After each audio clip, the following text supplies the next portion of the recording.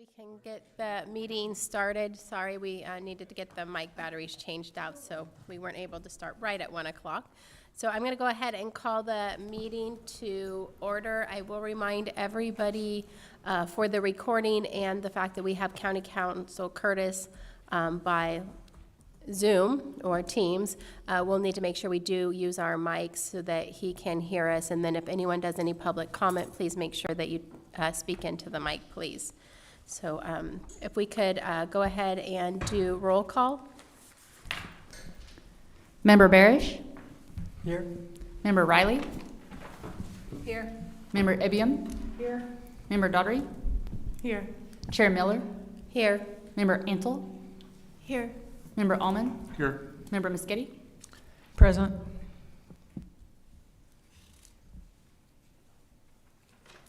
That's why I didn't get it. She didn't call me. Member Bradley. Yeah, you forgot Joe.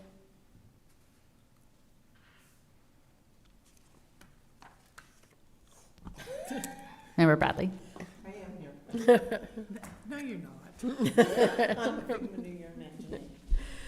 All right, so we're going to start with public comment. If there are any public that would like to do public comment on a non-agendized item, we're open now for public comments. Seeing none. All right, we'll move on to committee matters. The first item is 3A, approval of minutes from the August 28th regular meeting. Comments? Corrections? I was there. I'll certainly make a motion. I know that the numbers, there's going to be a correction on the numbers, and that's in our minutes. Are we going to wait until we get to the financial report, or do you want to correct them right now? It's in our minutes. I don't want to approve our minutes as submitted if there's a mistake. Either way, we can. There would be, within the last month's reports that were submitted, there was an error that I'm going to discuss today. Okay, so what I'll do is I'll make a motion that we approve the minutes as submitted with the exception of the financial report. Second.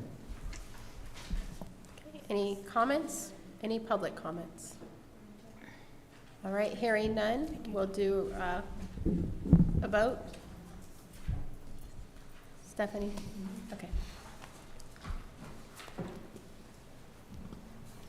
Member Barish? Yes. Member Riley? Abstain. Member Ibiam? Yes. Member Daughtry? Yes. Chair Miller? Yes. Member Antle? Yes. Member Allman? Yes. Member Muschetti? Yes. Member Bradley? Yes.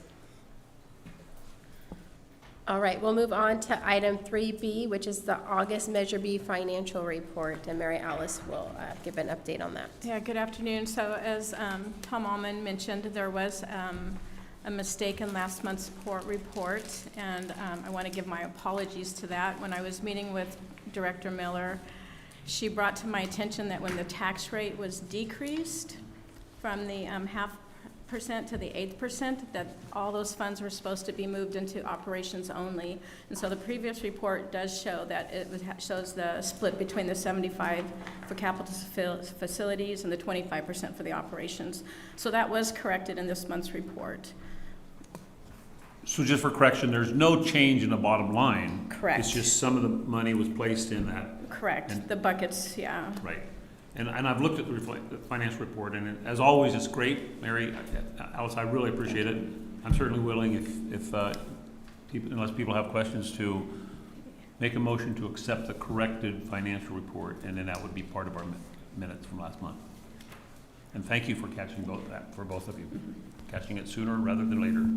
So, I have a question. So you said all that, when the tax rate was reduced, they go to operational costs? 100% goes to operation. So in terms of the page that shows Measure B operational costs, is that the other revenue, that line? No, it would be, are you looking at the expenditure report, Sherry, or? I was looking at this. Okay, the expenditure report, that would be at the very bottom. There is the breakout of the funding on the revenue, Right. and it'll show, and what I did, I actually added some lines in there to make it really clear, because across the top, and at the 5th year, I actually added a line to show the revenue from sales tax after it decreased, which is at 704. And so then that split goes, I mean, so that it's split accordingly into the other line items. Okay. Does that make sense to you? Yes, so that Okay. 886,000 you're talking about. Well, it was 704 that in the last month's report that had been split. Yeah, And then there's yeah. this month's report, we actually have our revenues through July, and so Right. there's an additional 182, but that was not included in last month's report. So when you say that that goes to operational costs, where's it, oh, there's budgeted operational, okay. At the bottom, yeah. Yeah, thanks, Mary Mhm. Alice. And again, my apologies for that. I hate making mistakes. I'd like to thank Deputy Director Mary Alice Williford and second the motion. Any comments, questions? Any public comments or questions? All right, hearing none, can we do a call? Member Barish? Yes. Member Riley? Yes. Member Ebian? Yes, Member Daughtery? Yes. Chair Miller? Yes. Member Entill? Yes. Member Almond? Aye. Member Moschetti? Yes. Member Bradley? All right, we will move on to item 3D, update and discussion regarding, 3C, update and discussion regarding Measure B related items at the Board of Supervisors meeting. One item went forward, and it was the request for proposal that went out, the substance use disorders treatment request for proposal.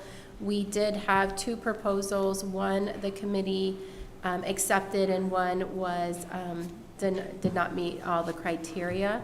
The evaluation committee did meet, I think twice, and made a recommendation to fund the one proposal. That did go in front of the board. At the last board meeting, the board did hold that over with needing, the item was pulled, and then there was a discussion for more detail. So it will be going back on the 31st of October.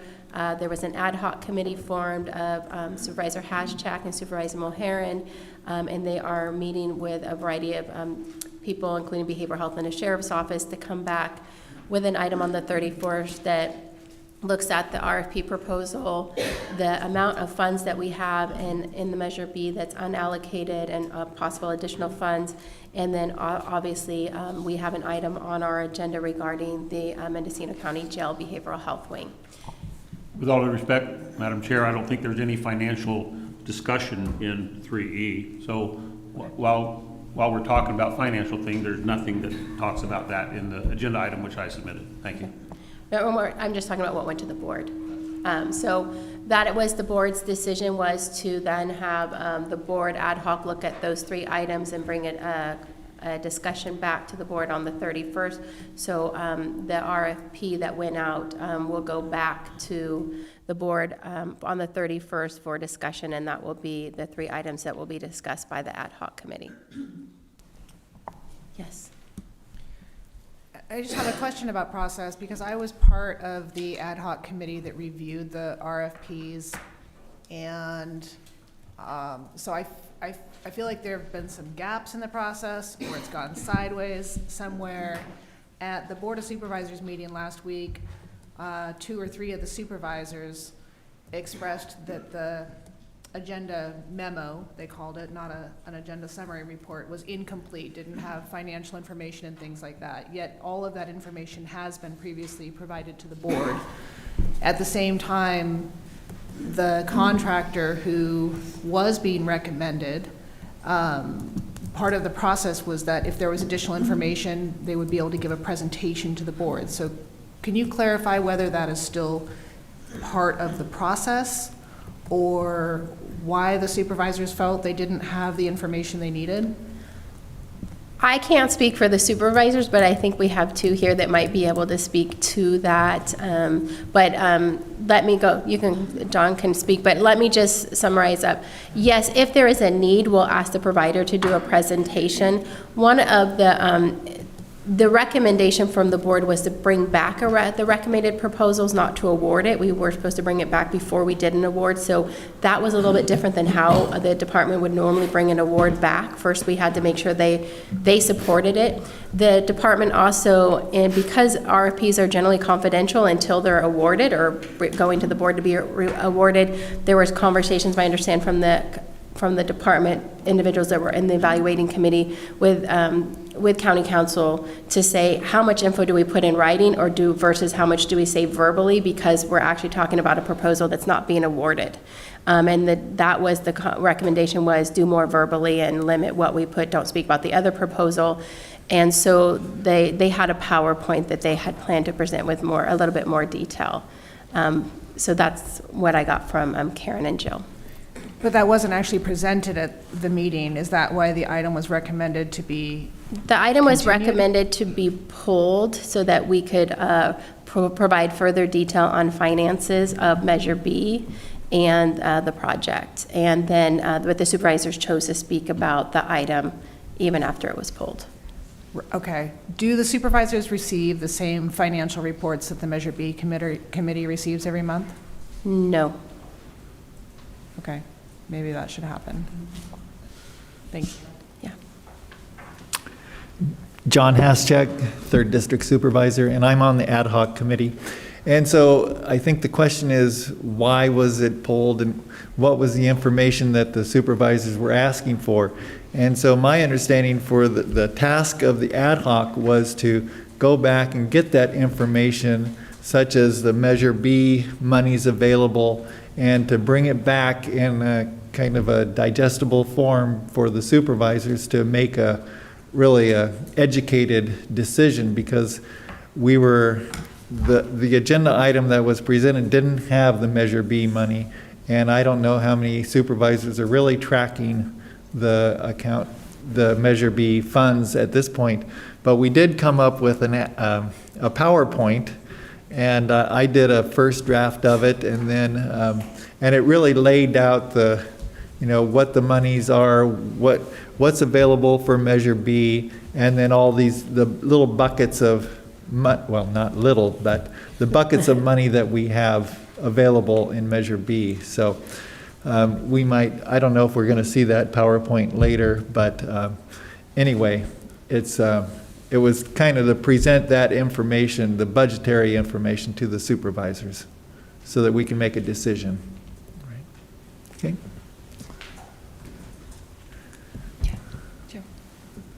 Do you think that PowerPoint should, if it's available, be presented to us before we make any votes about money? I don't think the only money decision, the item 3C is not about money, and item 3F is more about prudent reserve and capital facilities. Okay.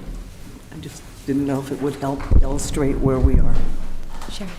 So I have 2 questions. When the county put out requests for an RFP, what was the dollar amount put out? That's public information, yes? There wasn't a dollar amount limit. It was for individuals to present their project, whatever that dollar amount was, to be looked at. And remember, even if someone does a proposal with a specific dollar amount, it can be negotiated. That happens quite often with RFPs, that someone might come in with a higher RFP, and then you may negotiate with them for a lower dollar amount. Okay, thank you. And then the other question was, is it correct information that you need 2 acceptable RFPs at a minimum? No. No. 1 is enough? Yes. Okay. Shannon?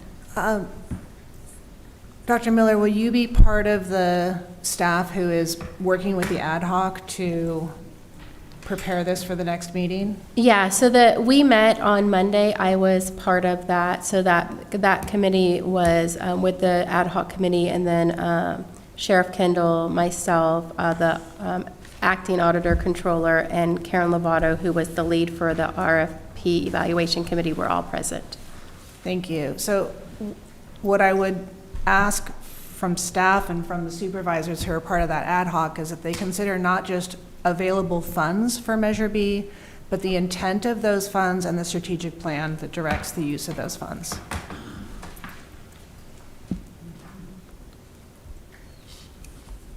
All right, any other comments? Any public comments on item 3C? And this is related to the items that were presented to the Board of Supervisors. Yes. If you, yeah, just make sure you go up to the mic, please, and introduce yourself.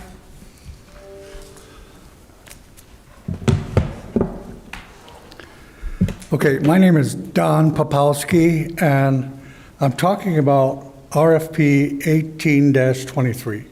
Is that what we're talking about today? No, we're talking about items that went to the board. So it's not specific to the RFP, it's the items that were presented at the board and the board action. But yes, that was the RFP that was presented to the board. So can I But- still speak my criticism? Sure. Okay. Back in May, or I'm sorry, August of 2020, an RFP was issued, MH-20-005, and it was for the Crisis Residential Treatment Facility Operations. Two-year contract for $1 million plus. And it was given 3 months for people to review it and respond to it. With RFP 018, it was issued in May, and we only had 4 weeks to reply to it, and it has a potential outlay of somewhere between $3 and $4 million. I think 3 weeks or 4 weeks to respond on RFP of such value is way too short. It should be like 3 to 4 months at least for people to respond to such a potentially high dollar amount RFP. On page 9 of the RFP, section 11, paragraph B, it has a list of activities which says may include. And I'm not going to go through the list, but it lists off 9 items. It should say required, not may include. It should say required. One of them is dual diagnosis. We have a lot of requirements for dual diagnosis. Was the public ever informed on the release of this RFP? Did you guys notify the newspaper, any of the newspapers? Did you notify any of the nonprofits about this? I did a search of the Ukiah Daily Journal, and I did not find any mention of the RFP. Finally, as John, well, I won't speak for John, other than I contacted John Haschak, and he was not informed of the RFP as well. I think that's a terrible oversight. So in terms of dual diagnosis, I found several organizations within California, Northern California, that do have dual diagnosis. So we need to change that to say not may, but require. As long as it wasn't, for lack of a better phrase, I'll use the word end run around the Measure B committee to go to the Board of Supervisors for funds that are, that, as the voter pass initiative said, the discussion starts with the Measure B committee, and then the recommendation goes to the Board of Supervisors. And I just want to make sure that we as a Measure B committee know that if, hypothetically, a nonprofit avoids Measure B and goes directly to the Board of Supervisors, that's certainly not what the voter passed initiative said. Thank you. And I will be better at making, if I'm usually at all the meetings, but if there is another Measure B item, I'll try to remember that. My focus was more about what we talked about and that I brought to Measure B. That's the way I've been doing it, but I will also try to make sure if there are comments made about Measure B that I bring those back. Thank you. Madam Chair, if I may. Yes.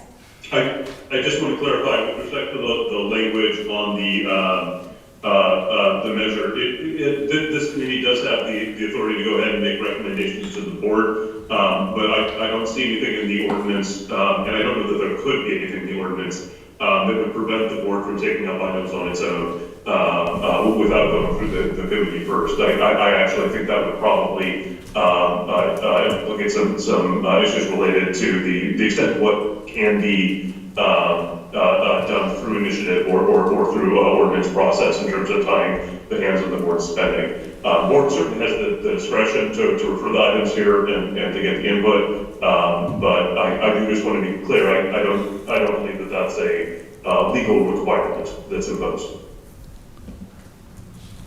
Council, thank you very much for that. As a person who wrote the majority of Measure B, that the ordinance, as you and I both know, it specifically states that the Measure B committee makes recommendations and send to the board of supervisors. And I guess that one could interpret that to say Measure B committee doesn't have to make recommendations and the board of supervisors could do anything they wanted, but that certainly was not the intent of the thing. I'm not going to get into a tomato-tomato argument with you here, but the intent of the voters, as I understand it, is that the Measure B committee hears recommendations and here's ideas and proposals and makes recommendations to the board of supervisors, and the board of supervisors, of course, as the legislative branch of our county, they're in charge of expending the funds, but the recommendations historically, so for the last 5.5 years, since Measure B committee has been formed, the recommendations from Measure B go to the board, and I'm not aware of anything else that's gone to the board that has usurped the Measure B committee. Thank you. Sherry. So I thought I heard that at the board meeting, there was a presentation made. Is that correct?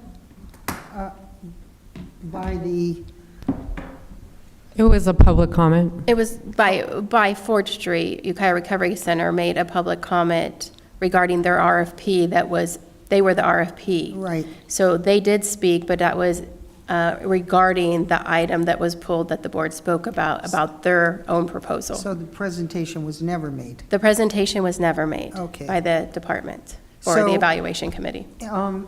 In following Tom's comments, before the board approves money for an RFP, will this committee actually see the proposal and how much it's going to cost? How much they're requesting? Not normally, an RFP is still usually confidential until it goes. That's why you guys voted to have members on the evaluation committee. So as the members, you guys were representing us as part of that committee.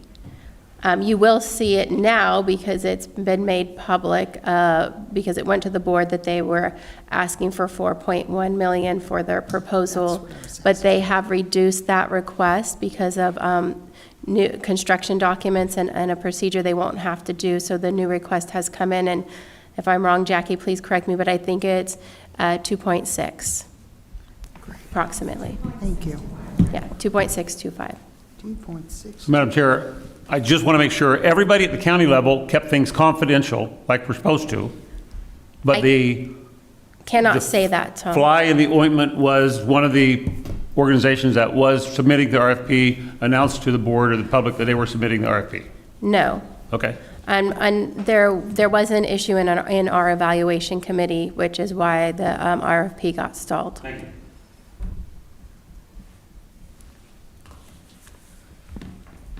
All right. Any other public comments or board member comments or concerns? All right, we will go on to 3D. Yes. Yeah, sure. Jackie Williams, I'm here representing Ford Street. I feel like we've followed everything we've been asked to follow, and we don't get feedback. And we just were told it's been pulled from the agenda, Tom. I feel like I have a right to then ask what happened. It wasn't an end run. I'll respond by saying, up until 5 minutes ago, I had no idea that Ford Street was one of the respondents to the RFP, because that's been kept a secret. So I was just, there was obviously information that was put out at the board meeting that probably was a surprise to county council and county employees, but that should have been put out to Measure B. But I'm trying to be as transparent as possible. And to the last speaker, to Jackie, you're certainly welcome to do public comment on anything you want, but you should know that we as this Measure B committee are told even less than you are, because apparently you and the chair have already talked about a reduction in the budget of some construction costs that came out 3 or 4 minutes ago, and we as a Measure B committee haven't even heard that yet, except from the chair's mouth. So if you think you're in the blind, you should be on this committee, and you would be even more in the blind, because we are not told anything until the Board of Supervisors and County Council puts it public. Thank you. And Tom, just a note, the cost reduction came out due to the ad hoc committee meeting.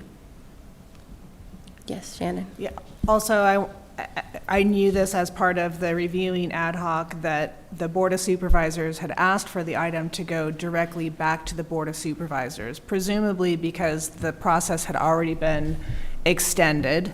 So that was direction from the Board of Supervisors. There was no attempt from any of the people involved to usurp the process. There was a surprise at last week's Board of Supervisors meeting, but it wasn't about the RFP, so. All right. Any other comments or questions on 3C? All right, we will move on to 3D, update and discussion regarding the status of the current Measure B projects. So I will give that really quickly. We obviously are continuing to work on getting the training center rented and trying to expand the use of it from just being a training center for other things of meetings and events. So hopefully that's going to help enhance what this facility will be used for. No items were recently passed at the Board of Supervisors. I already spoke about that. As we know, NAMI is no longer doing the community education awareness and supports. Their contract ended in end of September. We continue to see great use of the aftercare, the crisis assessment and psychiatric aftercare services. As a reminder, those the data's in there, and that service is provided to those that do not have Medi-Cal.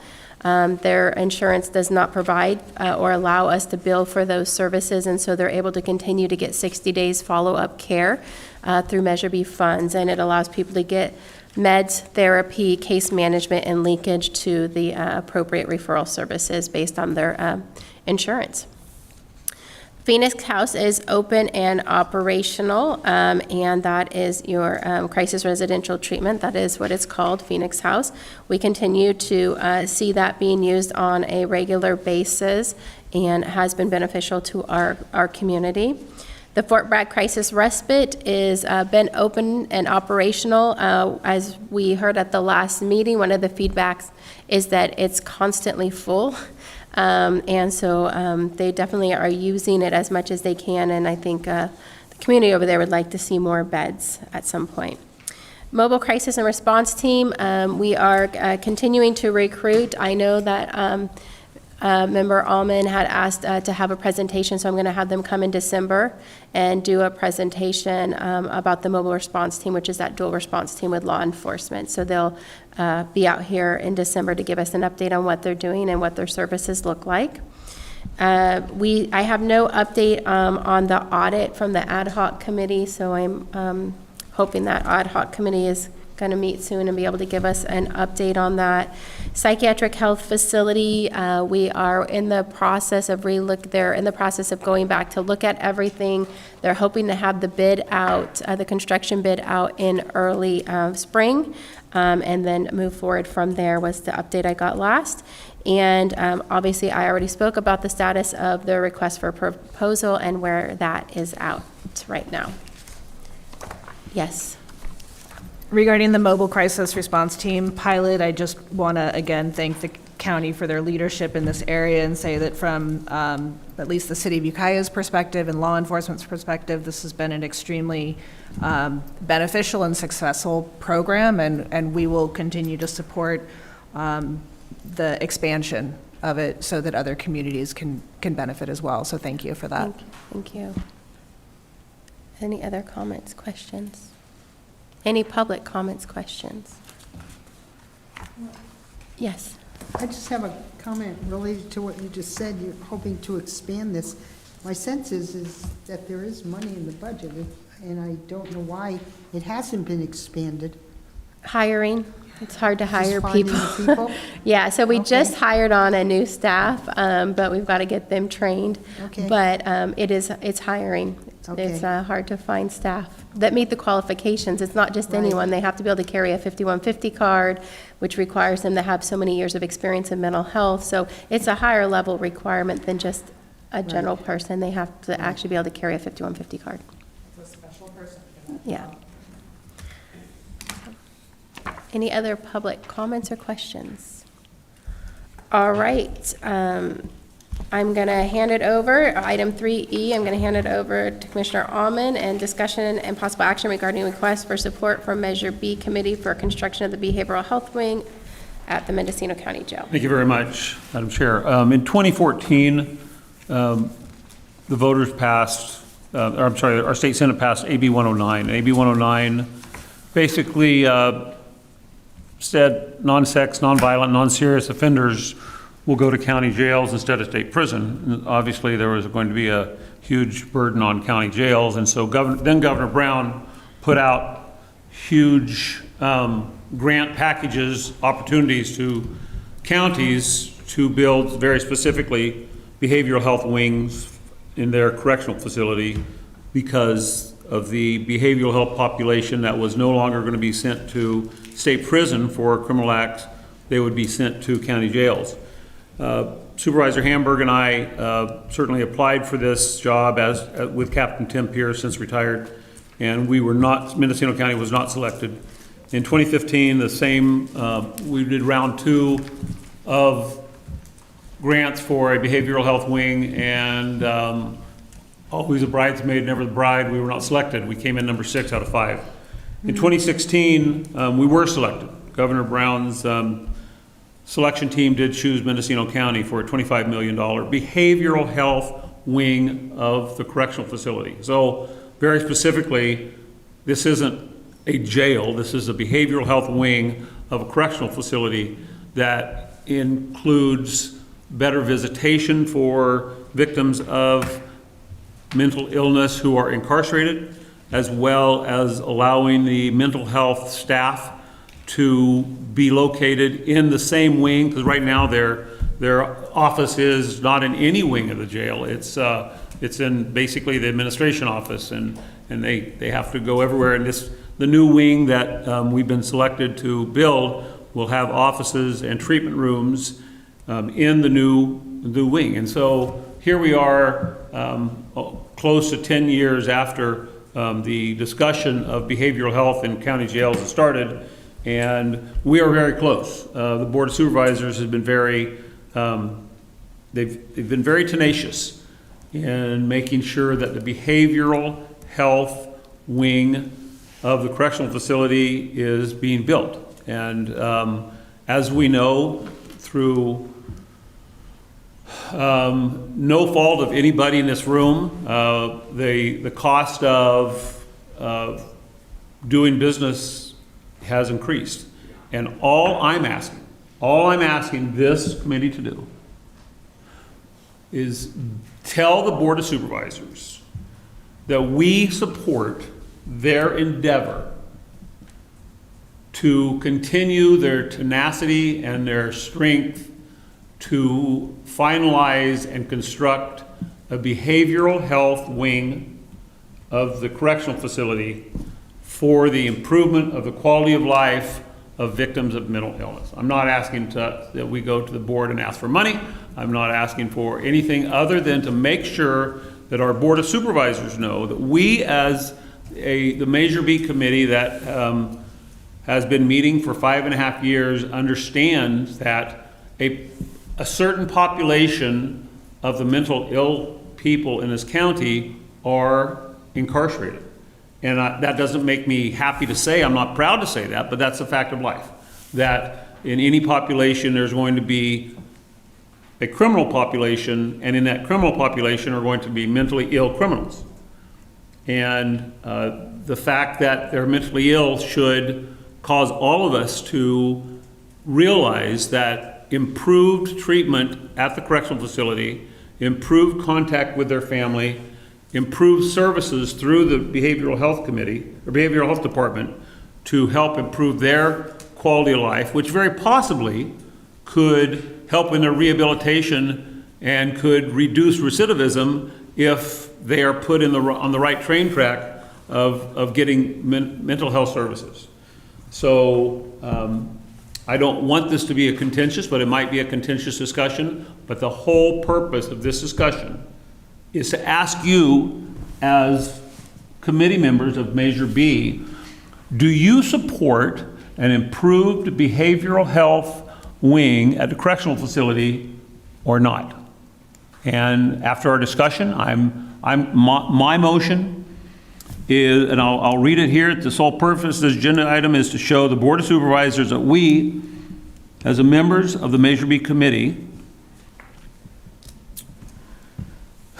are aware of the effects, or aware of the efforts being taken to construct a behavioral health wing of our correctional facility. And this behavioral health wing of correctional facility is necessary for the improvement of the quality of life and services for victims of mental illness who are incarcerated in our county. Thank you. So Tom, can I ask one question? Sure. I am assuming, when we talk behavioral health, we get stuck on mental health, but I'm assuming that that also includes substance use, a behavioral health wing, because that. 100%, and I thank the chair for bringing that up, because certainly there's a population which could be larger than the mental ill population in the jail, which are not strangers to substance abuse. And the behavioral health wing at the correctional facility is certainly going to have larger rooms, meeting rooms, so we can accommodate things like AA and NA in the facility, where right now meeting rooms are very tough to do. And so the substance abuse and the mental illness are key. And the reason I use Supervisor Hamburg's name in this is because if you've been around this county for a while, you should probably be aware that Supervisor Hamburg and I didn't agree on a lot of things. However, the one thing that I was very proud to call him a partner on is our mutual concern for the improved services of mentally ill and substance abuse people who are incarcerated. Thank you. Yes, Shannon. I'd like to ask for clarification on the motion. I did not hear any request for financial support, which That's because there I'm a wasn't little any. bit confused by, given this conversation that the Board of Supervisors had last week. So I want to be very clear that you are not asking the Measure B committee to recommend allocation of funds for this project. You are correct. Then I would support a motion. We can discuss it in a moment. I would support the motion that we support this in in words only, that we are not recommending the allocation of funds for this project. Sherry? I'm not changing the wording of my motion with your request. My motion stands as it is. I'm not saying don't give them money and do give them money. I'm stating that we, as a Measure B committee, support the tenacity that the Board of Supervisors is doing now. And it's they have tough decisions. And we're basically telling them that we think they're doing the right thing by improving the quality of life of incarcerated, mentally ill, and substance abuse people who are currently on lockup. Sherry? So when I first read this agenda item and saw that word support, I immediately jumped to the conclusion that it was financial support. So if you use that word in your motion without clarifying it, I think it's misleading. I don't think it's misleading at all, Sherry. Thank you very much for that. I'm willing to make my motion and see if I get a second, and if it fails, anybody here is certainly welcome to do their own motion. But I'm saying that three people of our committee today have talked about finances on Measure 3E, and I'm not one of them, okay? I'm not bringing up finances. I'm telling our Board of Supervisors that a behavioral health wing of the jail is important. And if you don't think it's important, by all means, this is going to be a time for you to tell the public you don't think it's important.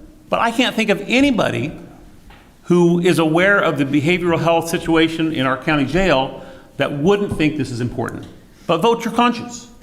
Sherry? So I totally support the idea of a behavioral health wing at the jail. That's not the issue. It's the word support, which is vague.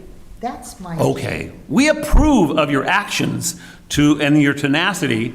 Support is we support. We support you. I have some incredible news for us that we are not in charge of money. Not one member of this committee has the awesome responsibility of spending one tax dollar without it going to the Board of Supervisors first. I realize that, but by using that word support in there, it could be inferred that we support using Measure B monies. That's the problem. The word money's not in a motion. No, but support indicates that. Support. There's support for the project, and then there's different definitions for that word support. Joe? That's all. Joe? You know, I agree with this, that we need to have this. They have an amazing behavioral health wing in Alameda County. I get that. But the word, I believe that what you're saying implies money. And we had a whole discussion of this at the behavioral health meeting just prior to this one. And we actually had a vote. And what we've seen is that, and we now know it's Ford Street was tabled. And we also know we need things at the jail. The point is Ford Street is trying to prevent people from getting in the jail. We don't want the jail to become the mental health hospital. Unfortunately, it's interconnected. So what we as a BHAB board want is we want to make sure Ford Street gets funded, because we went through the whole RFP and that's what we decided. And whatever monies we might have left, and yes, you're not saying money, we could then use for the jail.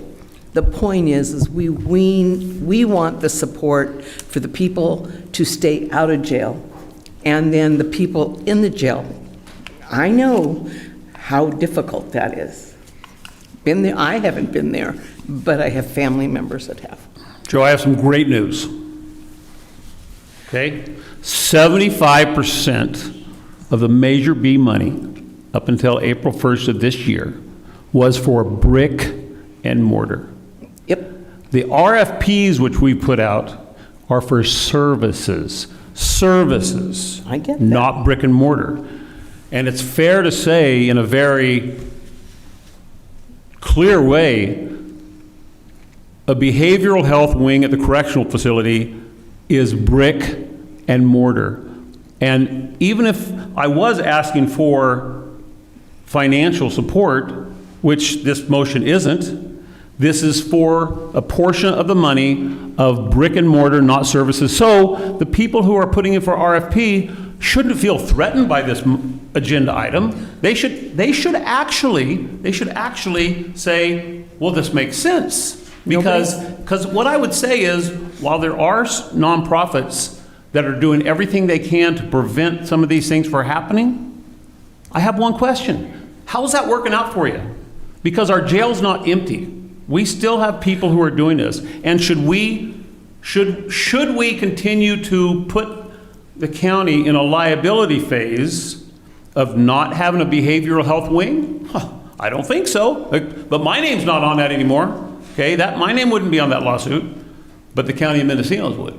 And so this is brick and mortar, not monies that would go to a nonprofit for services. I understand that, Tom, but I'm talking about from a behavioral health point of view, we need to keep people out of the jail. The people in the jail do need more help, but that was the BHAB's meeting today, was they're not looking brick and mortar, they're not looking at services, they're looking at people. And my understanding is you've got 53 people in the jail right now that are needing behavioral health services. That was the number we were told this morning. We're talking people. So we need more beds to keep people out of the beds at the at the jail. And the services there need to be better, need to be streamlined. You and I had a discussion in your office while you were still sheriff about that, because I needed to understand how it worked. And I appreciate that, Joe. And No, but so, let me finish, Okay, please. go ahead. I'm sorry. I am speaking for the BHAB committee, who is asking that the funding that we did an RFP for went through completely and made a decision, and then it was tabled. But for some reason, the Board of Supervisors didn't get all the information they needed, but we did have it for the RFP. So I don't understand where the breakdown there was, but I don't work in the county. And from what I understand, we're talking about the same chunk of money to use for an RFP But it's for the not. jail. Then the person who told you that is misinformed. Brick and mortar versus services are very distinct in the ordinance. And so somebody who doesn't know what they're talking about convinced other people you should fight against this. And if they were aware of the ordinance, if they read word for word for the ordinance, they'd say, you know what? This is hand in glove. This is going to improve the quality of life. So to those behavioral health board members, I thank them for their volunteerism in this county, but I would hope that they might study things a little bit more. Don't shoot the messenger, please. I'm not, Joe. You and I are friends. I'm just trying to put the logic here of... We're talking people. If we try to ignore the behavioral health population, the jail, and the substance abuse population jail, then we're going to complete a great big puzzle with the centerpiece missing. Because that's government's key for people to get them into services, to get them into going to Ford Street, to get them into mental health court, so forth and so on. So nobody can pretend that the correctional facility is not a major part of our behavioral health services in this county. If anybody pretends that, I would welcome them to go to Budget Unit 2510 and see how many millions of dollars the Board of Supervisors puts in. Nobody is saying that. I want people to understand how many millions of dollars of the Board of Supervisors is putting towards services for the correctional facility, mental health. And all this is to improve the brick and mortar. So all I'm saying is to this committee, vote your conscience. And let everybody in the county know whether you support the Board of Supervisors and their endeavors to improve behavioral health, quality of life in the correctional facility, or if you don't. That's all I'm saying. That's all I'm asking. Shannon. Thank you. I want to be very clear about my concerns about this item, because if you did not watch or rewatch the Board of Supervisors meeting last week, there's some context missing here. This item before us today could have been an informational item. There's a project. We could have said, yay, we support it. But I do believe there are other things at work here. The Board of Supervisors very clearly had a conversation at their meeting last Tuesday that demonstrated that they understood that there was a financial request from the jail while they were also considering this RFP that was put forward by Measure B. And they were considering those two things together and whether they could fund them both. That was the surprise at the Board of Supervisors meeting, not public comment. So my concern about this is exactly what Member Ebbium has said. The word of support can very easily be misconstrued. And I want to point back to several documents that we should all be very familiar with, including the official argument in favor of Measure B, adopted with the ballot presented to all of the voters of Mendocino County, which specifically states that jail is not a solution. It specifically says our county jail shouldn't be the largest psychiatric facility in the region. That is cited in multiple places. Further, in the Kemper report, it specifically states, both in the executive summary and in the key findings, that Measure B funds are intended to supplement, not supplant, existing sources of funding for mental health or SUDT services. And then again, in the key policies, Measure B funds should supplement, in bold and italics, not supplant existing sources of funding for mental health and SUDT services. This jail expansion project was already planned, has already received funding. I understand funding shortfalls, know all about it, but that is not an issue for this committee. Additionally, as we've discussed, the ordinance, the ballot measure, the Kemper report, which, by the way, was adopted as our strategic plan, clearly prioritizes the expansion of substance use disorder treatment facilities. And to date, we have spent $0 on it. So if we are being put in a position where we're asking to make a recommendation for one project versus another, my vote is for the one that addresses substance abuse disorder treatment and not the one that supplants county operations. Lindsay? You know, I think it's important to acknowledge that at the end of the day, no matter what word we use, it is going to be up to the board to decide how they spend the funds. So my recommendation would be to amend the motion to just infer that, or just to note that we're not trying to, you know, sway votes one way or another. At the end of the day, the decision is up to the board, and so no matter what this committee decides, you know, it's not up to us. So let me read my motion again, because some people have put the word support in there and it wasn't in there. So let me just make sure we all understand this, okay?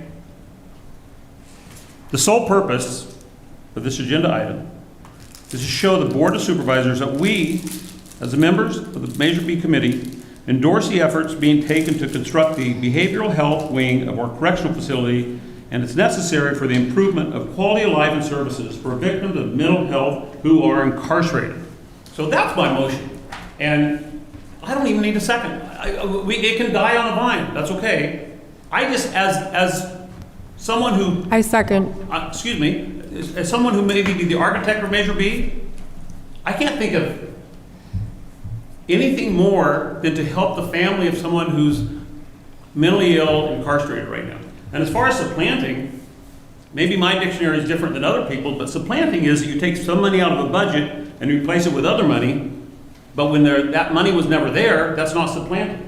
Supplanting is say, well, you know, this costs us $100,000, but we'll give you $50,000 this grant so we can use that $50,000 some other place, and your budget's still $100,000. That would be the user's definition of supplanting. But we're not talking supplantation here of funds. We're talking increased costs, which certainly would be out of the ball field of the word supplanting. I'm sorry, Chris. No apology needed. And I want to acknowledge, you know, I second this as a person who has seen what the conditions are like inside the jail for someone who is living with mental illness, and has seen the need for better treatment for inmates who are living with mental illness, including substance use disorders. So I support this motion. Thank you, Lindsay. So we have a first and a second. Do we have any other additional comments? Sherry? So in the agenda item, that's where the word support appears. I didn't hear it in yours, in your motion. I read my motion. Yeah. Can you read your motion once more, please? You bet. Slowly? The sole purpose of this agenda item is to show the Board of Supervisors that we, as the members of the Measure B Committee, endorse the efforts being taken to construct the behavioral health wing of our correctional facility, and it is necessary for the improvement of the quality of life and services for victims of the mentally ill who are incarcerated. So Tom, I would just like to add, if you're going to move that motion forward, it also includes substance use. I will gladly put substance abuse in the last sentence, necessary for the improvement of the quality of life and services for victims of mental health and substance abuse who are incarcerated. Approve as amended. Is that, you got that? Can we call it substance misuse, just instead of abuse, but if everyone's good with that? Politically correct language. So, can I say Yes, something? yes. So I heard endorse the efforts, that's the term you used, endorse the efforts of the Board of Supervisors to blah, blah, blah. And again, I'm not quite sure what the issue is with, about inserting that it's not an endorsement of using Measure B funds. I don't understand what the resistance is to that, because endorse the efforts still is too vague to me. It doesn't use the word support, it's true. But I don't know why we can't insert that the endorsement does not include an endorsement of using Measure B funds. I have a question for the maker of the motion. Does the Board of Supervisors have a request for financial support before them related to the jail expansion? There has been an ongoing, and I can only speak from what I've literally read in the paper, because I haven't attended board meetings for quite some time. There has been an ongoing presentation to the cost of the behavioral health wing of the correctional facility. Does that answer your question? Well, partially, yes. So to follow up, why was it being discussed in the context of Measure B funds? That's probably a question for the Board of Supervisors and not for a retired sheriff. Right, because earlier in this meeting, there was an allegation that somebody tried to usurp the Measure B committee and go straight to the Board of Supervisors with a request. So I hope that's not what happened, if we're talking about using Measure B funds. All right, so we have a motion, oh, yes, Joe? Is it out of line, being as... Yeah, thanks. Is it out of line to ask Supervisor Haschak if that was his understanding? He's on the ad hoc committee, so can we ask him? If Supervisor Haschak or Mulherin would like to speak, they definitely Okay. can speak. I'll take either or. I just mentioned him because he was on the ad hoc. They both are. Oh, they both, no, Yeah. sorry. Supervisor Mulherin is certainly welcome Whoa. to join me up here. You know, we have a couple buildings in the county that we have to complete. And one is the jail, the behavioral health wing of the jail. We have to see that through. And the other is a PUF. And we have to see that through. And so we just found out that there's a cost overrun in the jail that we don't have the money for. And so we're trying to figure out where any pots of money are that could fund that. You know, we're looking at the PUF too. The PUF, which was originally 19.6 million. You know, if we're looking at normal inflation of the hyperinflation that we've had, but of 5%, that's $1 million, and that was the money, or the what do you call it, the bid. It wasn't a bid, but the money that was supposed to go for the 19.6 million, that was derived in January of 2021.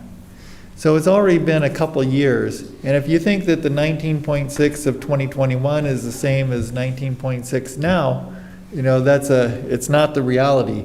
By the time the PUF is finished, we're looking at, a couple more years, and it could be, at 5%, that's $1 million increase each year for the PUF.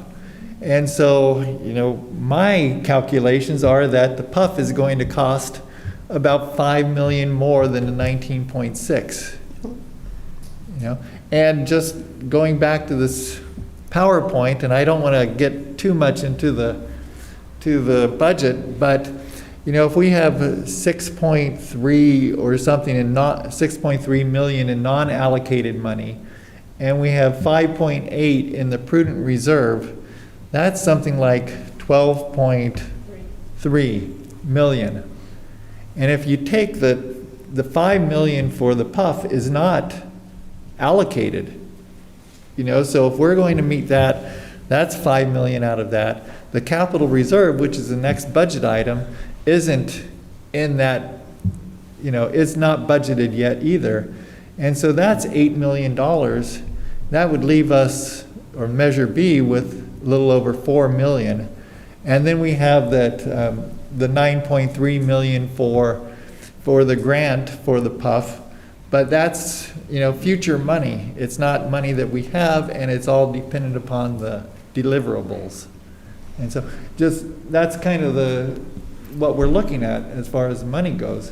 But just a question for clarification is, Mr. Allman said that the RFP was service or operational money. My understanding was that would be capital money. Yes, because it's a construction of a project. They're not using it for services, they're using it to build a facility. Okay, so, yeah, just wanted to clarify that. Thank you. All right. Shannon? Well, I want to thank Supervisor Hashak for his clarification, and also, correct me if I'm wrong, what I heard you say is that the county prioritizes this project. The county must finish the jail project, correct? Correct. Okay, thank you. So I don't really understand the point of this agenda item, or why the county needs Measure B to say that we support this project to the Board of Supervisors. They clearly understand that, the importance of this project. So, we can talk about it all day long, but if we're just endorsing it verbally, it doesn't seem like that's necessary at this time. Sure. And following Supervisor Haschek's comments that we have to see that through, meaning the construction of the wing, and we're looking at pots of money to fund that. Those were the consecutive sentences. And if the county has to see that through, yes, I would reiterate, why our endorsement? Why is that needed? The county's going to do it. They have, from what you said, it sounds like they have to do it. They got this $25 million grant. I don't know how much of it has been spent, but I'm sure that if they haven't used it all, they have to finish it through. They've already used the grant money. Well, the $25 million grant was supposed to cover 96% of the cost of the jail construction. Now we're looking at that the behavioral health wing of the jail costing upward, 44 million. And that's, so the county has had to cover everything from the 25 up to the 44. May I ask the supervisor a question? Yes. In your opinion, does the Board of Supervisors need the verbal endorsement of the Measure B committee in order to continue with this project? Well, we are going to continue with the project, but when we look, we look for support. We're looking at, the Measure B committee. It'd be really, I think it'd be a good thing to have their support. And, I'll just say that.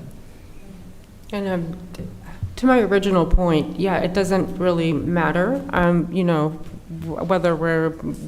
whether we send the support letter or not, I think, but it doesn't hurt certainly doesn't hurt to put our support behind the efforts of the project. The Board of Supervisors are going to do whatever they need to do to see the project through, and you know, I don't know what it hurts to put support behind that. And I agree, I don't think it hurts to put support as long as it's clear that we're not talking about committing Measure B funds. I think that has to be in there, because we've heard how short they are. I mean, I think it would be really naive to think that, oh, we got the support of the Measure B committee, they'll be willing to support us with funds then. I think they kind of, anyway, that's enough. Any other comments or questions? We have a motion and a second, so we will need to do a vote, but I do want to make sure the committee members get any other additional comments or questions, and we open it up for the public.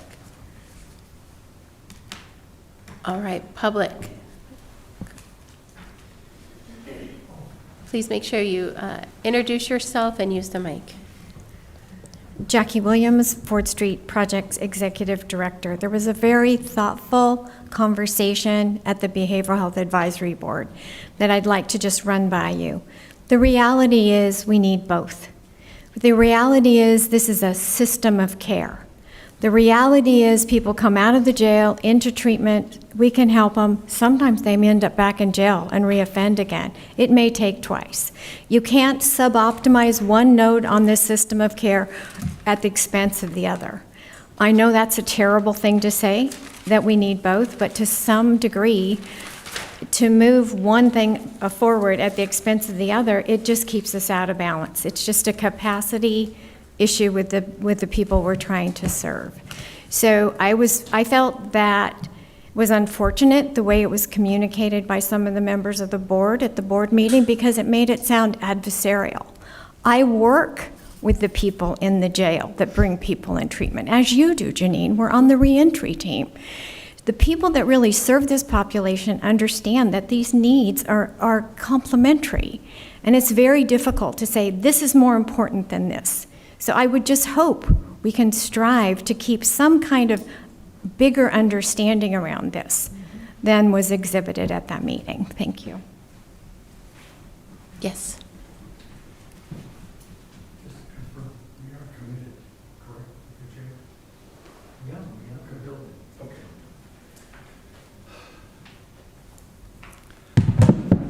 Well, for my 2 cents. Please introduce yourself again. Oh, I'm sorry. My name is Don Popowski.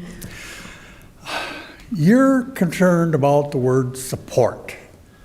Okay, and it implies financial support. So instead of saying support, let this board say, we highly recommend that the county completes the project for the jail because they're committed to do it. So instead of using the word support, say highly recommend that you complete the project. What's wrong with that phrase? Doesn't say support, doesn't say we're asking for money, just saying we want the project to be completed because we are committed to doing that. Thank you. Any other public comments? All right, I'm going to bring, oh, yeah. Good afternoon, Will Mulhern, 2nd District Supervisor, member of the ad hoc. The question that I do have for the Measure B board, and we did have this discussion this morning at the Behavioral Health Advisory Board, that they felt that both substance use, sober living program or building was important, as is the jail project, and they actually wanted to support both, but to support the process that's already happened with the RFP that's come forward, and then any additional funds could potentially be used for the expansion of the behavioral health wing of the jail. But my question for you all that have been working on Measure B, that have been part of the ballot initiative, and I am continuing to read it and try to wrap my head around does this committee support using Measure B funds for the jail? And was that something that the voters agreed to when they voted? Or were they voting that the funds wouldn't be used for jail? That they would be used for other services? That they would be used for substance use? They would be used for a PUF? They've been used for a training center. So I just want to be really clear in my mind, if you all believe that Measure B voters did want to use funds for behavioral health wing of the jail. Yes. A question, one of the other things that came out of last week's Board of Supervisors meeting was that County Council was working on a legal opinion on whether Measure B funds could be utilized on the jail, and I'm wondering if we have any additional information about that, because that wasn't part of this presentation. If I may, Madam Chair, we are working on an opinion. The board will have it by the time of the board meeting, but I don't have anything to share at this time. Any other comments, questions? Yes. Mo, thank you for so eloquently restating what I said. You do much better than I do. But as a voter, as a user of the system with one of my family members, having seen what goes on in the jail and having concerns about it, and also knowing that the support outside, these things go hand in hand. And that's why BHAB specifically said today, they want the process that we started with Ford Street to be finished. And as Mo put it, then whatever monies could go toward the behavioral health wing of the jail. I don't remember anything in the ordinance on the ballot measure that said it can't be used for the jail. We need a behavioral health wing.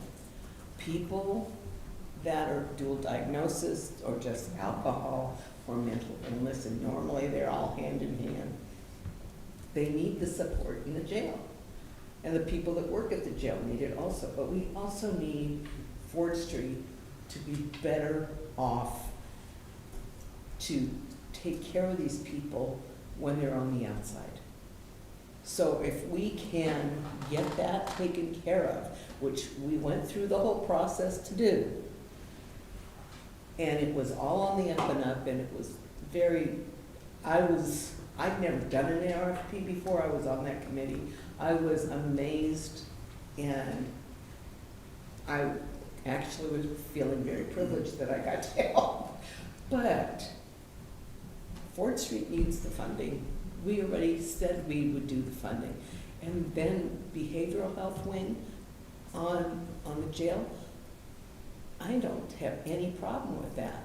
But I want the supervisors to know that we need both and that we should go forward. And we do have a grant in the pipeline, but there's no guarantee to a grant until you get it in your hand and find out what strings are attached. So I would really like to see Ford Street go forward. And I know that Tom's not thrilled, but I would like to see Ford Street go forward. And I would like whatever, we're earmarking 6.3 million that they said that were in our budget. You know, Supervisor Haschek just said that. So Ford Street's down to 2 mil, we'll give the other 4 mil for the jail project. And that way everybody gets taken care of. Shannon. This conversation feels really premature. We don't know if we can legally spend funds on the jail. B, we talk about cost overruns. You think the jail's going to get expensive? What about the PUF that hasn't even started construction yet? So before we start talking about committing funds to an additional project, and I'm not arguing the merits of either of them, I agree that we need both. But I agree also that there is time, and one of the supervisors pointed this out in last week's meeting, there is still time to continue to seek grant funding and other ways to fill the gaps for the mental health wing of the jail. Same with the PUF. I think we're going to need to fill gaps for both.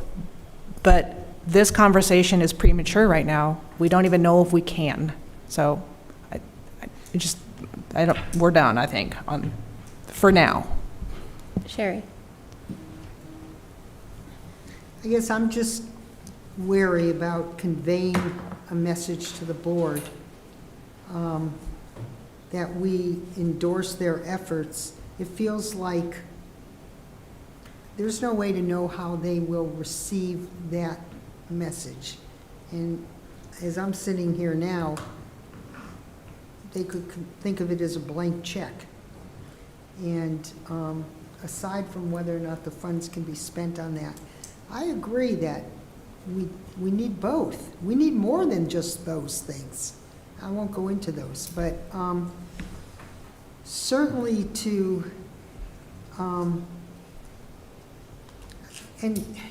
I guess the other language that was presented, I guess I'm back to, the county has to see this through. Why do they need our endorsement?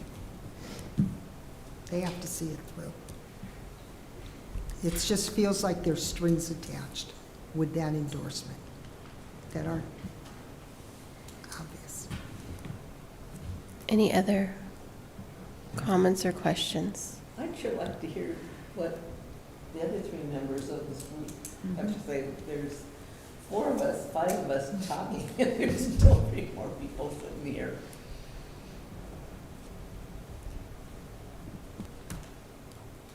So that means me. That means you. That means me. Me. Sorry.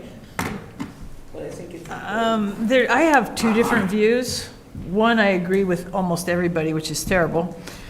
I see very well that the Board of Supervisors, no offense, could take this motion as carte blanche, but they still need a recommendation from us should any monies come forward. NAMI is all for the mental health wing. I also agree that that the Board of Supervisors should already know that they have to do this, and they should know just by listening to this conversation that we're all in favor. So there you go. I don't worry about what it may or may not indicate if you say support. John stood up there and said that they appreciate our encouragement and just an overall feeling of solidarity. I don't think it's about money until we actually talk about money, and so I'm not worried about passing this.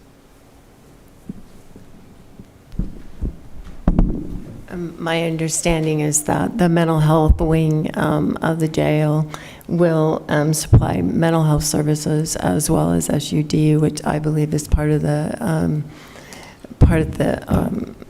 as written, the vote as written, and I appreciate Member Allman's wording in the motion, so I support it. I have a question. Yes. Can the Board of Supervisors pass a resolution or motion to say we are going to use X $million from Measure B funds, and they fill in that amount? Are they legally allowed to do that? Yes. They don't need us.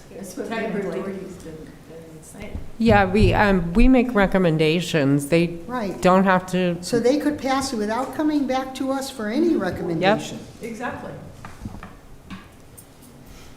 All right, so we do have a motion and a second on the floor, so we do need to vote. Just making sure that, Member Almond, you're good with your motion, we're staying with your motion, we added in substance use. You got that seconded. Stephanie, can you read that back, so, no? So Donna doesn't have to ask you? Well, if I can see it, I can write it down. That was a lot of back and forth for me, so I did not get the full motion. Great. He's going to say it one more time. That means he's going to change it. I think he's going to read it one more time. I'd rather write it down myself, if that's all right. She wants she wants your piece of paper so she can Oh, write it okay. off of your paper. Yes, he can read it in first. Tom, if you can read it one more time and then you Okay. can give it to him. A motion to show the Board of Supervisors that we, as the members of the Measure B Committee, endorse the efforts being taken to construct the behavioral health wing of our correctional facilities and is necessary for the improvement of quality of life and services for victims of mental health and substance abuse who are incarcerated.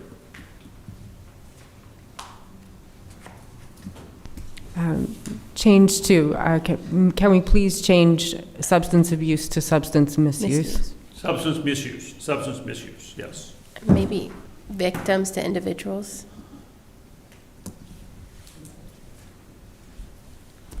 Second. All right. So we're good, and we're going to do a vote. Stephanie, please. Member Barish? Yes. Member Riley? No, but not because I don't support a behavioral health wing at the jail, because I am uncomfortable with the language and I feel like it's unnecessary. Member Ebian? No, and I would like to also say yes. I do support the construction of a behavioral health wing, but not with the language that was used in the motion. Member Doherty? Yes, absolutely. Chair Miller? Yes. Member Ansel? Yes, I support the motion. Member Almond? Yes? Member Moschetti? Abstain. Member Bradley? Abstain. And it's not because I don't agree with it, it's because I am obligated to do as behavioral health wanted it to be done.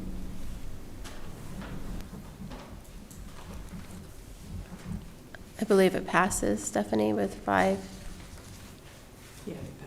Thank you.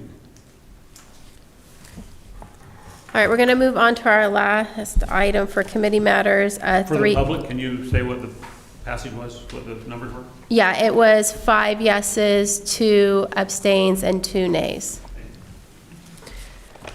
All right, we'll move on to item 3F, discussion and possible action regarding prudent reserve and capital facilities reserve. I added this item on because I wanted to bring it back as we are talking about our unallocated funds.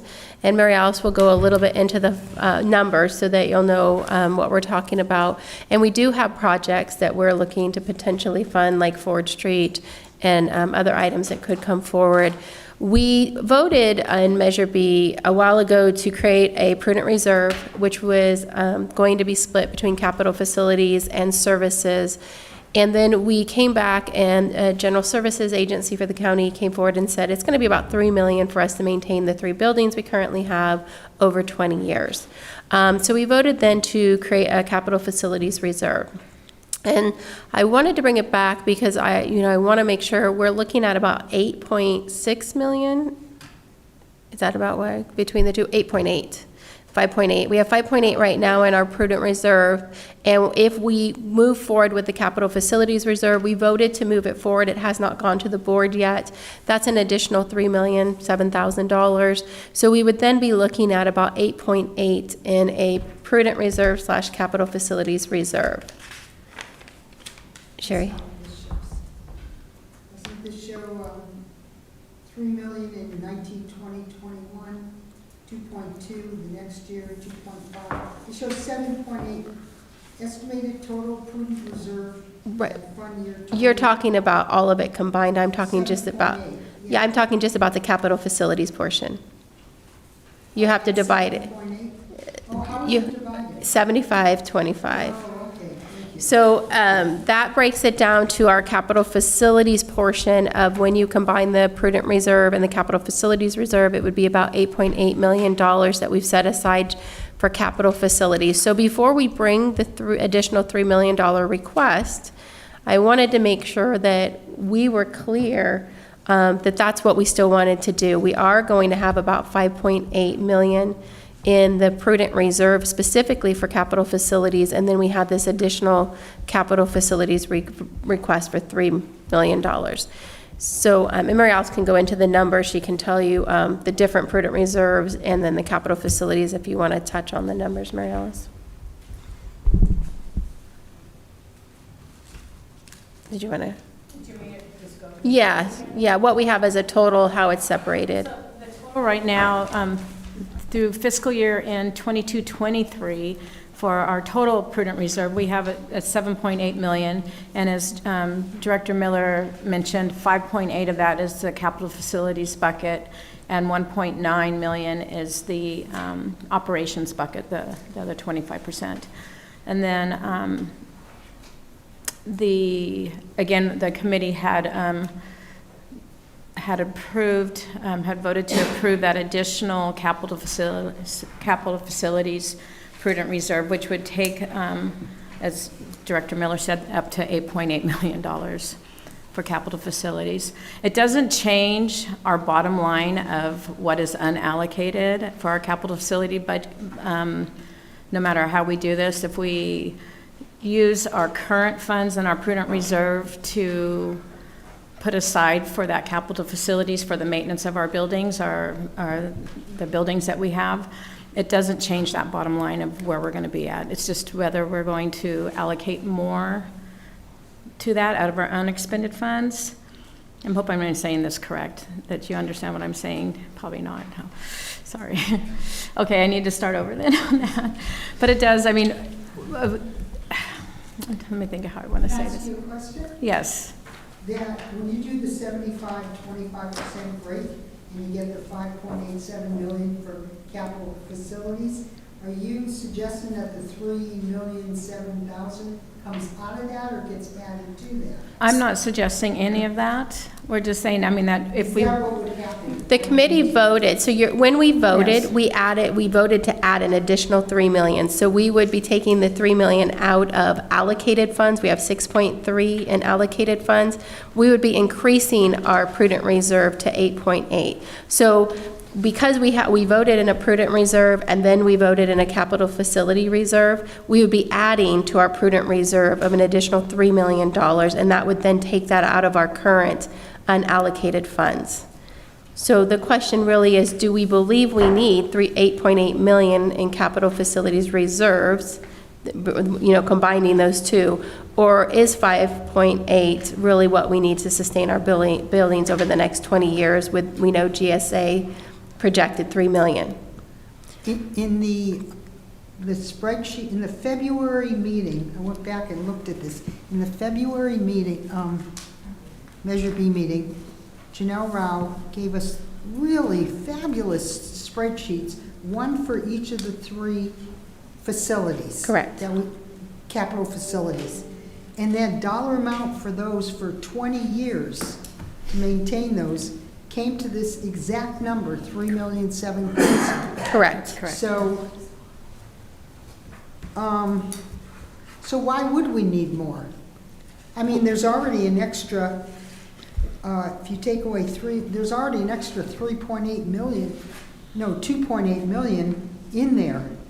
Correct. As it is, If we in were to- addition to what she. If we were to put out of out of the current Yeah, prudent reserve yeah. and out of the part that's for capital facility projects, Right. if we were to take that $3 million out of there, that would leave us that $2,862,000, Right. still to be used towards other capital facility Right. projects. Right. And we'd still have the maintenance in there. So I think that's the question that I wanted to bring to the committee. If we were to move forward, and not to say that the board would support our decision, because it would then take our unallocated funds from 6.3 to 3.3, right? Do we feel that we still want to move forward with that capital facilities request of 3 million, or do we want to move forward with the 2.6 of it is prudent reserve, and the 3 million covers the capital facilities part of that? It's all capital facilities prudent reserve. I just don't know that we really need 8.8 million right now. But we won't get any more. Remember, this is that conversation we've had. As of April, everything that we do in prudent reserve going forward will go into the service section, no more into capital And facilities. this number, that 3 million, was to cover the next 20 20 years. years, correct. Okay. And just for clarification, Mary Alice, we've received several $1 million in interest with our stuff. So none of this money would be transferred to the other county departments until it's expended, correct? Correct. Okay, thanks. So this estimated pending closeout of 22-23, this estimated prudent reserve at 22-23 will not go up, a little depending on the closeout, because you said all the future monies coming in are going to operational. The future monies are going into the operation, but we'll still have to look at what is our designated reserve at the end of the year. That's, and a portion of that 6.85% will still go in at the end of the year for our designated reserves. So that will continue to go up. But we're going to have to take out we'll have to look at what is the operating versus. Right, okay. So it will go up to even more than there'll be more than 2.8. At the end of this next fiscal year, it'll increase again. So we could have easily an extra 3 million on top of this to cover the next 20 years. Correct. Okay. Yeah, Shannon. Could you describe the process for moving funds between the reserves and our other accounts? So the Measure B fund, in order, we build our budget, and so our budget that we submit every year that you guys get a copy of, that budget is funded from that Measure B fund. And at the end of the year, I actually do a memo to the auditor to transfer whatever after we do close out, what is to transfer that 6.85% of the balance of that to the prudent reserve. So it's done through a memo and the auditor does it. Is that? Yeah, that's helpful, thank you. I guess what I'm wondering is if at some point in time we determine that we have too many reserves and something is needed for a project, how would we go about reallocating those funds from our reserves? It would be discussed here at the committee, and then that would go in front of the Board of Supervisors to make that. So this decision we make today, if we do this, isn't really binding in any way, it's just a bookkeeping matter. Is that accurate? No? I don't think so. It is binding. I would think that if we designate this 3 million in addition to our prudent reserve, that it's kind of like a school district saying we want to have what kind of reserve do you want to have in a school district? Some have 3% big ones, some have 5, some have 10. But it's designated, it's a percentage of blah, blah, blah. So, and that's binding. Yeah, and correct me if I'm wrong, but when you had voted this back in April, I think it was to set up a separate prudent reserve for this capital facilities project. So it would be a separate one with that 3 million. Oh. Did you want to Madam say? Chair, if I could clarify one point. Yes, go ahead, Christian. There was a question with respect to what degree the reserve would be binding or what the process would be for moving money out of this reserve. Once the board does create a designated reserve, it can only move the money out of there either during the annual budget hearing process or under a 4/5 vote of the board. So there is some legal effect to actually having something a designated reserve. Yeah, John Haschak, 3rd District Supervisor. So when I came up with the PowerPoint, it was, you're looking at these different buckets, and you've got this bucket of the prudent reserve, which is 5.8 million, and you've got the non-allocated bucket, which is the 6.2 million, basically. And so the question is whether you take that 3 million for the long-term facility repair and everything, maintenance, and do you take it out of the prudent reserve bucket, or do you take it out of the non-allocated? And that's really the question. And you've got to think about it in the context of the PUF being at 19.6 budgeted, but we don't have anything budgeted for any of the inflationary factors or cost overruns. And so that's going to have to come out of one of those buckets. So that's really the question before you, I Unless think. we get the $9.3 million grant, right? Well, that will come at some point in the future if we have all those deliverables, but we don't have that money in the bank at this point. Right, and what do you mean by deliverables? Well, you It's have to milestones. It's called, perform. yeah, we have to perform. So we have to complete, like, in a grant, you have to complete, you have milestones. Oh, okay. And so yeah, benchmarks, you know, you Okay. have to have your construction bid plan done by a certain amount of time. You have to break ground by a certain time. Project has to be completed by 2027, right? So there's milestones along the way of construction. And that includes, you know, different things of what they're gonna say, here's your milestone, you have to meet it by this date.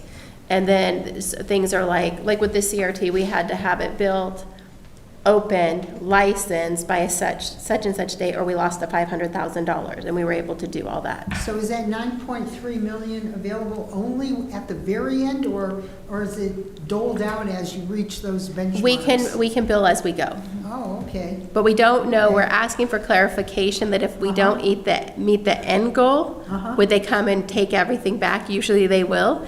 I do not believe that we will not meet the end goal, but you know, it is they expect you to have a PUF at the end that's open, operational, and licensed, right? They're not gonna pay you to have to do a project, but it is pay as you go. Good. So that helps. And I just wanted to clarify, when I was talking how it doesn't change that bottom line, what Supervisor Hashtag was saying, that we do have the 5.8 of capital facilities in the prudent reserve and the 6.3 of unallocated.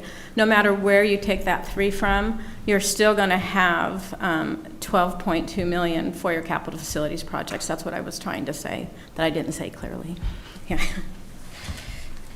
Can you go through that once more? Where are you seeing this 6-point-something million? So it would be on the, what I call the Sherry report, but, Oh, here. Oh, you're talking capital. Yeah, okay, yeah, all right, thank you. Yes, you've probably been stuck on that forever. So, Madam Chair, this is who's making the motion? No one has made a motion. I brought the item forward as discussion on what, if someone wants to make a motion, that's fabulous. But I wanted to, before I go to the board and say, we want to pull another 3 million out of our allocated and put it in a prudent reserve, a capital facility reserve, is that really what we want to do? We have 5.8 million right now in a reserve. We could make the recommendation that that prudent reserve gets split into 2, a capital facility reserve for expenses and building repair, and then have the other prudent reserve. Or we could stay with the original of having the prudent reserve and the capital facility reserve. But that does take our currently unallocated of 6.3 and brings it down to 3.3. But either way, 100% of any dollars that are spent would be very transparent. It would go on our line item of that's how the money's spent. So if you're requesting this just to make it easier for accounting, I support it, because we're not spending any money. We're just moving it. I'm requesting, I think my request, and not that it's a request, but I'm not sure we want to absorb more of put our unallocated in an account that makes it not ability to fund additional projects. So I would like to keep our unallocated fund at 6.3 and not take the additional 3 and put it in a reserve because we have 5.6. So you're asking for no motion? I'm asking for us to take away our original motion. We had made a decision to bring to the board an additional capital facility reserve of 3 million. So I would like us to go back and say, you know, we have enough in our prudent reserve. We probably don't need to move forward with that original motion. And could that, the RFP from Ford Street, which is what we heard today is mainly for construction, couldn't that be paid for out of that 6.3 million? Yes, if the board was to vote for that project, yes. But if we move the 3 million out of capital facilities and you fund Ford Street, now you're down to $1 million or less, right? So, yes. I would just like to point out to County Council's comment, once you've put it in a reserve, you can only then move it during your budget hearing, which has caused a little bit of angst on my side in the county budget, not your budget, but on the county budget side. So just something to remember, you can't move it until the budget hearing. Thank you.